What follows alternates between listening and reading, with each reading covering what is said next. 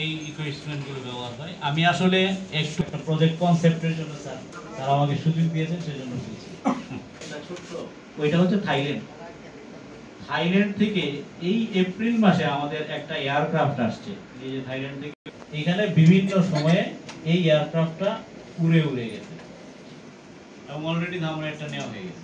ধামরাইটা না, শুধু বাংলাদেশের এই 6টা এরিয়ার সবগুলোই এপ্রিল মাসে তারা নিয়ে ফেলছে। এইটা হচ্ছে সেই এয়ারক্রাফট। এই এয়ারক্রাফট এবং এটার অনুমতি পাওয়া ইত্যাদি বিষয় যে কতটা জটিল, মানে এটা আনবিলিভেবল। এটা একটু পিডি স্যার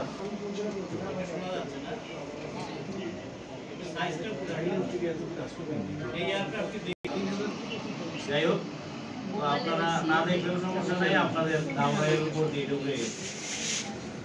এখানে শিডিউল গুলো আছে, আমি বলি। যেমন ধামরাইয়ে স্যার এটা 15 তারিখে 65% কভার করেছে।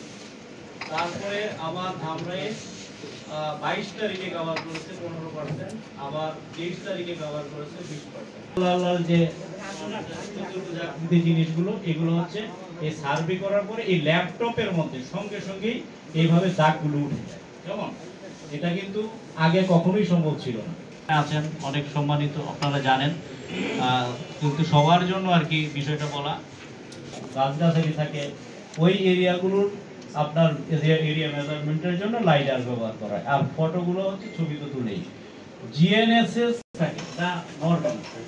আবার কিছু আছে মাল্টিকপ্টার, যেটার সাথে আমরা বেশি পরিচিত। এটা আপনার ঘুরবে, হ্যাঁ, হেলিকপ্টার খাড়া উঠবে, খাড়া নামবে, এরকম।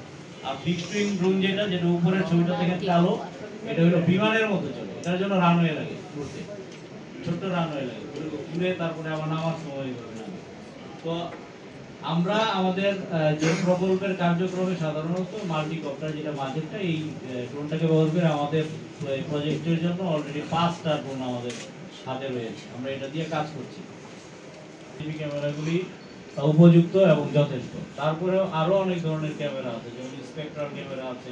বলেছি যে যেখানে বন জঙ্গল, ঘন জঙ্গল অথবা আপনার বনভূমি, সেখানে ভেজিনেশনটা পায় না, এই নিচে যেতে পারে না আলোটা, সেক্ষেত্রে লাইডার ব্যবহার করে সেইটার এরিয়াটাও নির্ধারণ করা হয়। 2-3টা দেশের মধ্যে অন্যতম।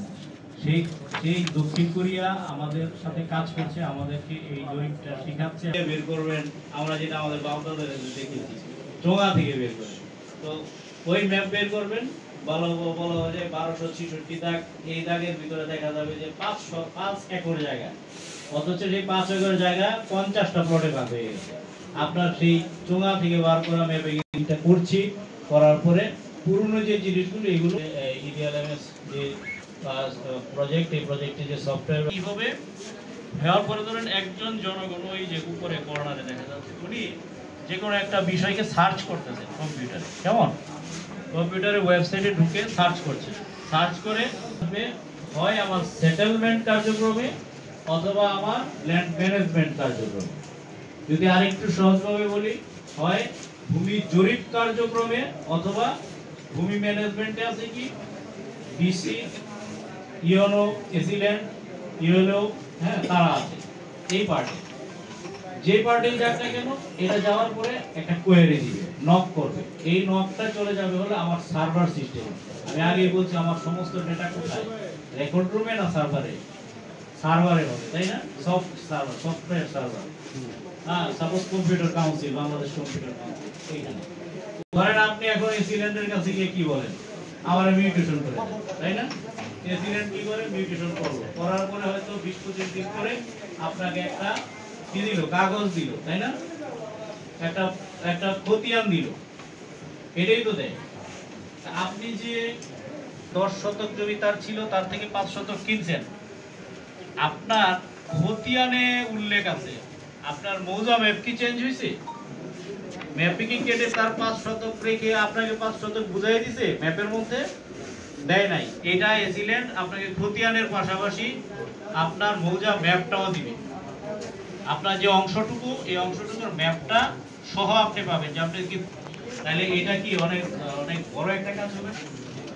আচ্ছা, 2 নাম্বার হচ্ছে যে সহকারী কমিশনার ভূমিকর নামজারি খতিয়ান সৃজনের পাশাপাশি যুগপৎভাবে মৌজা বানিয়ে দিছে না, সার্ভারে ওই যে তার